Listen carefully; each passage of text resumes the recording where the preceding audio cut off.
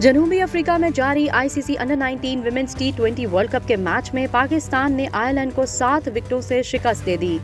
Super 6 मरहले के match में आयरलैंड ने टॉस जीतकर पहले बैटिंग करने का फैसला किया और मुकर्ररा 20 ओवर्स में 7 विकेटों के नुकसान पर 113 रन बनाए।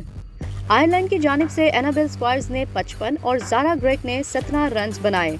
पाकिस्तान की तरफ से अनुषा नासिर और रिदा असलम ने 2-2, जबकि महनूर आफ्ताब और अरिशा नूर ने 1-1 विकेट हासिल की।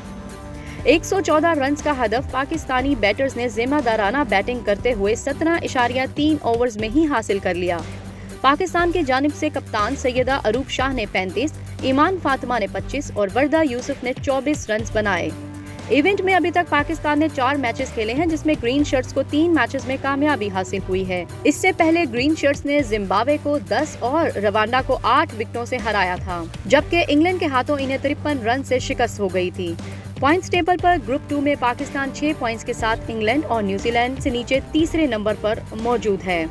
पाकिस्तान सुपर 6 में अपना आखिरी मैच न्यूजीलैंड के खिलाफ खेलेगा। अगर इस मैच में ग्रीन शर्ट्स को कामयाबी मिलती है तो इनके लिए सेमीफाइनल की राह हमवार हो जाएगी।